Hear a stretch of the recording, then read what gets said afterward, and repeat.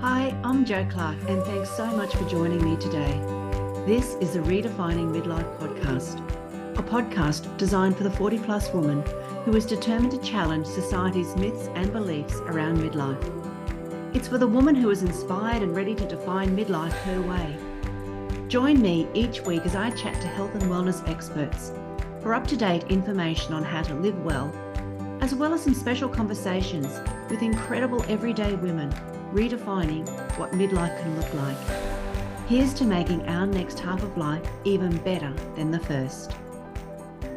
In today's episode, you'll meet Melanie Cross. Now, Melanie and I met through an online course at a time when we were both experiencing burnout in our respective teaching careers. And even though we lived in different countries, we quickly became good friends, and even today we catch up regularly over Zoom. So to set the scene, Melanie is a cancer warrior who is working on living her best life. And as she says, she's finding her way towards loving her perfectly imperfect self. Melanie lives in the beautiful Lake Taupo area of New Zealand. She's a mum of 2, nana to 3, and wife to 1.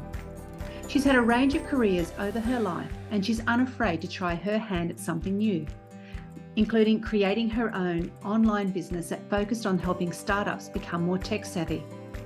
This year, Melanie made a return to the teaching profession, but she hasn't ruled out another change of direction in the future. I'm really looking forward to sharing Melanie's amazing story with you today, because she's definitely redefining her midlife. I've got an incredible admiration for who she is and how she's handled so many life challenges, both with grace and dignity. Without further ado, I'd love to welcome Melanie to the show. Welcome, Melanie, to Redefining Midlife. I'm really excited to talk to you today and find out more about you, and also for our audience to find more about what life can be like for a woman as she goes through midlife. Now, we've had some preliminary discussions, so you've got some really interesting stories to tell. One of the things that can sometimes be defining for who we are is our family, and also our years, particularly our teenage years as we start to grow up. So you come from a large family. You're number 8 amongst 9 siblings. So tell me a little bit about that, and then perhaps what your years through high school were like. I did grow up in a large family, and so I had lots of older brothers and sisters who I could do tons with, and they'd take me on adventures. You know, those were the days when you didn't watch TV. You were always out till dark, or till mum yelled you in, or your neighbours said, your mum needs you, you got to go home. And so that was pretty cool, growing up with older brothers and sisters and relying on them. And my sisters were really mums to me. My mum, she was a busy lady, of course, big family, lots to do. So they were really the people who, my older sisters were the ones who talked to me about menstruation and becoming a woman and that sort of thing. So yeah, that was interesting. My growing up in the 80s in high school, wow, way different to how our kids grow up now. We had a lot of freedom, and I guess we felt safer out in the world in those days, and we probably were a little bit naughty too. What sort of naughty things did you get up to? Oh, cheap bubbles, introduced to, actually I turned up to my school cert examination, school C, I don't know what you call it, NCEA now here in New Zealand. I turned up pretty hungover, but I did really well. And I remember listening to the radio, and the media was saying that we going to our English exam, we were like lambs to the slaughter. I totally remember that, and I nailed it. It was probably one of the only exams I passed. No, I didn't. What did you want to do or be when you were younger then? Right from intermediate, I'd always wanted to be a kindergarten teacher. Always. For some reason, I used to teach my dollies. I'd have the ironing board and the dollies are out, and so I used to play I had a younger brother who was not interested in being a student of mine at all. But yeah, that's what I used to do. So that was my dream. It really was. Yeah. And did you do that straight after school? No, I didn't. So my family, my mum and dad's divorced. Mm-hmm. And so there wasn't, my father was in his 70s. And so he was bringing up probably about four of us, four of the younger ones. So the rest had left and they were working and they'd left home. So he was in his 70s bringing up teenagers. Can you imagine that? Wow. Yeah, And no. he was so good. He was so awesome, including asking me, did I need any equipment for my lady thing, that sort of thing. And he'd go and buy it at the supermarket, whatever I needed. And yeah, so because money was thin on the ground, I couldn't go into education. I had to support myself in what my needs and what I needed. So I went and got a job working in an office as a electronic data process operator, EDP. Oh, that sounds very fancy, an EDP. Yeah. Not so fancy, but I loved it. I enjoyed it. That's Yeah. why I got fast on the keyboard. Yes, and you weren't so disappointed then that you couldn't go into your teacher training at that point? Um, no, I was very accepting of my situation. Yes, I wanted to go for sure, and some of my friends went off to training college, but no, I wasn't. I've just accepted what I needed to do. Yeah. Now, also, you had a really huge life-changing experience when you were 17, and something that would have or could have shaped you incredibly. So can you tell us more about that and how that may have shaped your life? Yeah, I got cancer. I had lumps in my neck, in my glands in my neck. So I went in to have surgery to have those removed, and there was thyroid tissue in there. So they realized it was cancer of my thyroid. So I had to get my thyroid gland removed. I had to go and get radiotherapy, which was crazy. I remember as a young girl going to the hospital and having to drink radioactive iodine, and it was like in a little shot glass.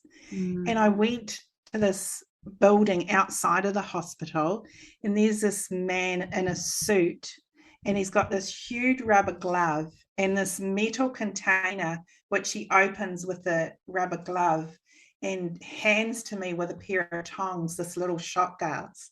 And I'm like, he's very protected, but I'm not. But I Mm. just did it. I was young. I just drank. I didn't ask any questions, drank this radioactive iodine, and then was put into isolation in the hospital while I was emitting radiation. That's incredible. And so did that make you think then, what's going to happen to me? Was that a huge eye opener for you in that you were 17? Did you think at that point my life is, could go either way, or Yeah. did that just not occur to you because you were younger and you're bulletproof? What sort of was No, going I through your mind? I definitely did not think I wouldn't survive this. Yeah. I mean, I knew it could happen. I mean, God, I was in isolation, and I was having to keep going back to the hospital, and it was getting bigger before it was spreading more than it was shrinking. So I was doing this for years and years and years, probably about 7 to 8 years. I was Wow. going in and out of hospital having treatment. So, yeah, but I never at any time was negative about it. Never. Yeah.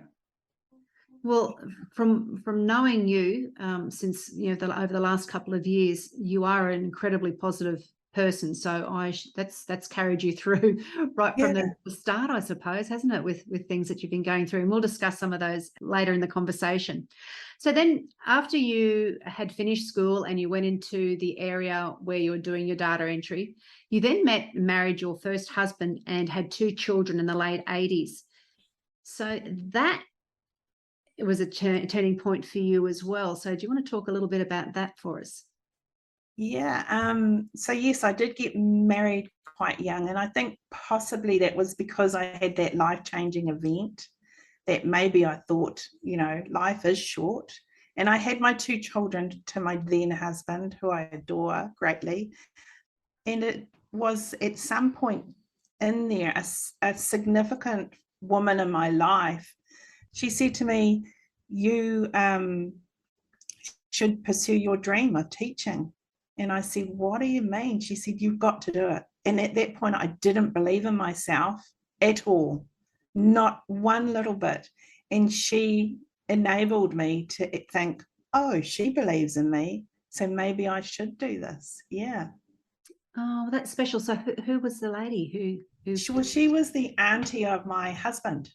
Huh. And we were quite close. We became very close. Yep. And so how did you then, with two young children, and you and your husband, were you still together then when you went through your teacher training, or did you? Yes, we were together, and we'd moved towns, and I was working part-time. So I went in search of a program that could fit in, because I wasn't in a big city. I'm in a very small town in the centre of the North Island. Well, it was then small, it's growing madly now. And so I looked at the universities and what they had to offer, and they had a program which was long distance. So you did it in a portal on the computer. It was the first time they'd run it. Well, actually, it was the second time, and they were intaking 50 students. So I went and found a student who was doing it, and went and talked to her about it and whether I think I could do it or not. And I applied and got in with 50 other students in New Zealand, and did it over the web, did all our seminars over the web. And yeah. Oh, that was fabulous. So when did you graduate? I graduated in 2002. 2002, and straight into teaching from that point then? Yeah, I was teaching as a third-year student at a local school. They couldn't get anyone to go into this particular classroom, so the school knew me because I had been working in there as a teacher aide, and they asked if I would do that for them. So yeah, I did. Fantastic. And so if we fast forward just a few more years from that time point where you had graduated, 2008 was a special year for you and changed your life for the better. So can you share what had happened? A couple of things happened. I wasn't with my husband. We were separated, and I got promoted as the deputy principal at the school I was in. And I also met and fell in love with my now husband. Yeah. So, and he was a UK resident at the time. He was here on a holiday. And I was really good friends with his niece, who was graduating from her nurse training. So yeah, that's how we met. And we started a long distance relationship. And by the end of 2008, he had decided to move to New Zealand. Oh, wow. Yeah. And how old were your children at that time? Were they still at home, or were they? At that point, my son was in the army, the New Zealand Army, and my daughter was finishing up she was finishing up high school. Right. Yeah, last year of high school. Oh, well, that's a special time for you. Now, if we think about now, or the last maybe 5-10 years, midlife is renowned as a really big time of life changes. And the last few years for you have been nothing short of extraordinary. You've had lots of trials and tribulations that have come your way. And what I can see is far more than your fair share. So with all of those major life dramas and experiences that have been occurring for you and your family in such a short time, how have you been coping? And perhaps before you talk about how you've been coping, shares with the audience some of the things that you're comfortable with sharing, some of the things that have been going on, just so we can see that's, it's not always roses for everybody, and you can have one thing that's almost like a punching ball. You just come up from one and then another can hit you down, and probably the longer that we live, the more likelihood we have of those happening, but you had yours in such a short succession. So if you're comfortable to share with us some of those things. Yeah, so I guess it started back when COVID hit us, and I was teaching remotely, and our family in the UK was suffering quite badly from it, worse than we were here. And I started running a tech business at the same time, and ended up, my husband got diagnosed with cancer. So it kind of collided with me wanting to stop working, really give my business a go, and be here for my husband who had cancer. this all happened in 12 months. Pete had his surgery. We got the all clear. We were thrilled to bits with that. My daughter got married. I got married. And then Peter's parents were very ill in the UK. So we decided we would move over there for a little while to help care for them. But at the same time, my daughter was having her first child. So I decided that I didn't want to leave New Zealand without being there for my daughter giving birth to her first child. So we separated for a little while. And moments before Peter was leaving to go to England, my son, who is now a police officer, he got shot in the line of duty. So that was horrific. He is fine. He is absolutely fine. If anything, that life-changing event has made a big difference to him and his life. And then Peter left to go to England. I moved with my daughter, who loved having me. And in that time, my grandbaby was born. I had emergency surgery myself. God, people won't believe me. Crikey. I shut my business down to go to England, and then my sister, who was taking care of my mum, she decided she couldn't do that anymore. So I was in this dilemma of getting on a plane soon. And in the same week, my sister decided she didn't want to do it anymore. Peter's mum had passed away. So we decided that he would come home, but our country was completely in lockdown from the rest of the world. So getting him home was truly a mission. It took us a long time, a lot of trying to get a room here in New Zealand, because on the board, when people come to New Zealand citizens were coming back during this time, they would be put into isolation on the border, and then they could go home. So there was only a limited number of rooms offered to New Zealand citizens to get back into New Zealand. So I think we spent about 3 or 4 times over a course of about 2-3 months trying to get him a room to come home, but we managed to. He arrived home Christmas Day 2021. Wow. And you managed to get your mum into care as well. That was another thing you had to deal with. You had a mum who was failing. Yeah, so I was traveling back and forth taking care of my mum and my daughter, who she had a traumatic birth, and so she needed her mum there. So I was traveling back and forth when I could to help find my mum somewhere to live. And yeah, so it was crazy times. It really was crazy. And that's really exhausting mentally and physically, because again, you were unwell when you had your operation. So dealing with being the support person and the go-to person for your daughter, for your son, for your mum, for your husband, and then then you fall down in a heap, that is a huge time. So how has that left you physically, mentally, and emotionally now, having gone through so much in such a short amount of time? I was traumatized. I really was. And I didn't really realize how much, because I was keeping myself together for everyone, until a couple of things made me realize that. One of them was I needed to find a job because I'd closed my business down, but I wanted to reopen it. And I did. I was working really, really, really hard to do this. I had my goals set, my war plan was up. And then I was reading this book, One Life, How to Have the Life of Your Dreams by Tina Towers. And it's a beautiful book. And there was this passage which read, enjoying the journey is vital to enjoying your life. If you're looking at the end game and suffering through what you're doing right now, just for the prize at the end, you're doing it all wrong. There is no made it. It's not a line in the sand that you cross. You feel like you've made it when you're living your life on purpose and pursuing your potential. We have a 100% chance of death. It's only a matter of time, and we never know when that will be. So if you're not enjoying the journey, you're in the wrong game. Throw it out and find another one. And so that made you decide that what you were doing business-wise, what you created, wasn't working for you? Yeah, I realized it wasn't bringing me any joy. I mean, I love the people I work with, 100%.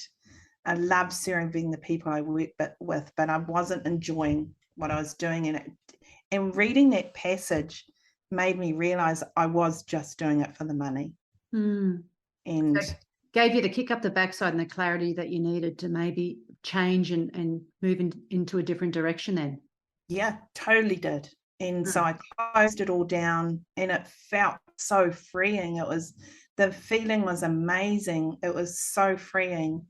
But I needed to have an income. So I went back into the classroom, and at that point I was faced with one of the reality of the reason why I had left in the first place, and I hadn't really realized, and the year I just had as well, that I was actually really burnt out. I was burnt out. So I went back to school and it felt really scary to me. And I'm an experienced educator and I was scared. I had a huge lack of confidence and the feeling of not being good enough about going back to the job that I love. I love teaching. And it was weird, really, because at that moment I hadn't returning to the classroom. I hadn't realized I had been burnt out. I hadn't realized that at all until all these feelings come back on me about it. But I went and got help. I went and spoke to someone about how I was feeling and talked through all the things I've been through that year. And it was good. She gave me strategies to work through that stuff. And now I've fallen back in love with teaching again, and my confidence is back, and I'm enjoying what I'm doing. Yeah. Not to say I won't be building a business again, because certainly that is on my mind and on my heart, but it needs to be something that does feed me joy. Yes. Yes. And I suppose after having had so many lows, you know that time is short. Yes. And to waste it doing something that you're not enjoying is huge. And sometimes it's not until you get those lows or you get that quote that you just gave us before that you get that clarity. Because I certainly know for me too, Melanie, it was, you're in a dark spot when you're going through it, but it's not until you take that step away sometimes that you realize how burnt out or how low you are actually feeling. And that's how I was with teaching as well. And that's, just burnt out, and knowing that I wasn't getting any better, progressively worse, stepping away. Wow, you go, I'm glad I did at the time. So that's huge to go back to something that you realized was burning out as well. That would be frightening. So I can totally get how you would have been feeling nervous and had that lack of confidence. Totally get it. Yeah. It threw me. I was like, this is not me. I'm a confident person, but no. So apart from getting somebody to talk to a counselor or a psychologist to help you through some of those, process some of those darker things, what else have you done for yourself to look after and nurture yourself to heal, basically, through what you've been through physically and mentally? So what are some of your strategies? Oh, my morning routine, where I get up a little bit earlier and I journal. That's the first thing actually, after I've fed the cat and the dog, they won't let me not feed them. I can sit down and I will journal whatever I want to. I just write and write and write. And it's been great for processing how I'm feeling or what I'm thinking or the burdens that I've had. And meditation as well is super important to me in my daily routine. Yeah, those are two of the main things, but exercise as well, daily exercise, strength training as well is important to me, weekly and sometimes twice weekly. That's my goal. Don't always get there. And connection with my family is so important. Oh, well, you're ticking a lot of the key pillars that I like to bang on about as well. So that's good to hear. And I'm glad you're looking after yourself. Yeah. Well, I learned a lot from the Better Than Before membership. I've learned a lot from you, Jo, and bringing in those little things like, drinking cider vinegar in the morning, first thing in the morning as well. I do that every morning as well, while the cat and the dog are eating. Look at you go. And it is, isn't it, that sometimes it's those really little things that once they stack one on top of the other really can make such a profound difference. Yeah, Yeah. definitely. Just little, and like you advise, just take one thing, just one thing, one little step. Yeah, well, you've certainly doing a lot to look after yourself now, which is wonderful, and putting yourself first, your well-being first, because for a lot of that time you were so concerned about everybody else that you got Oh, lost. I can't even believe it happened, really. It's like, No.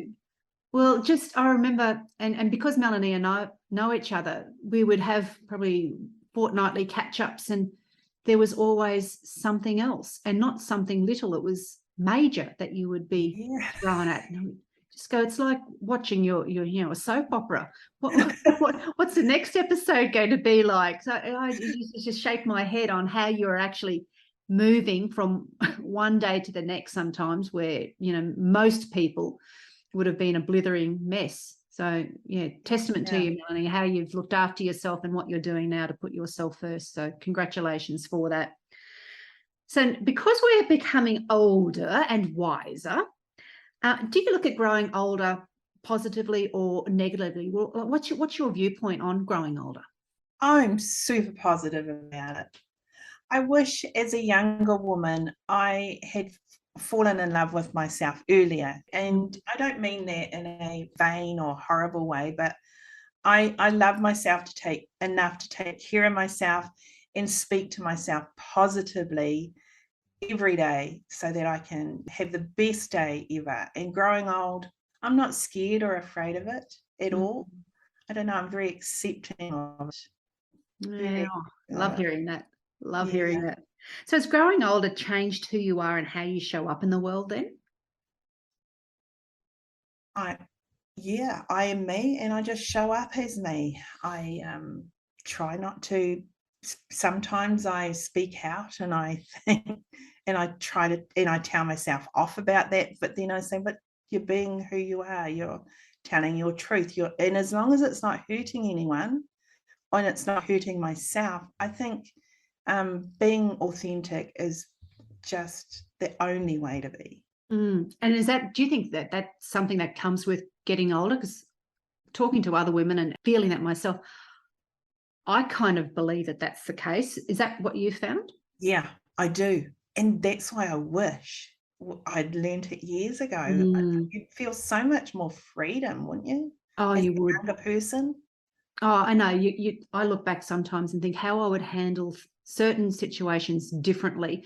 But then I Yes. think if I hadn't gone through what I had back then, I possibly wouldn't have the wisdom of Yeah. what I have now. So yeah, it's one of those strange things, isn't it? You give less of a crap about what other people think now, whereas back then you were so worried about offending people or worried about they might be thinking about you if you did XYZ. Yeah. Whereas yeah, maybe having gone through the XYZ is important to get you to where you are now. I don't know. It's just something I often reflect on. I agree with you. I think that those moments that have brought us here to just accept ourselves exactly how we are. I know. I used to look at some of the older women when I was younger going, oh my God, opinionated.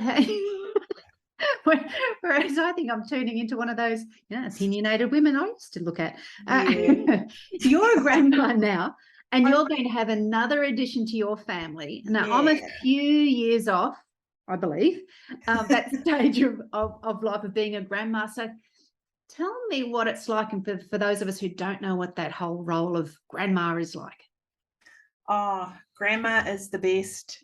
You just look at that little human and you can kind of see yourself in them. It's like you know them already, and you kind of see that family connection, and you just love on them without the responsibility of having to care for them day in, day out. You just love on them lots, and have fun with them and play with them. And yeah, that's a really cool role. I just love it. My 10-month-old granddaughter, she lives in Hamilton, so it's a good 2-hour drive away.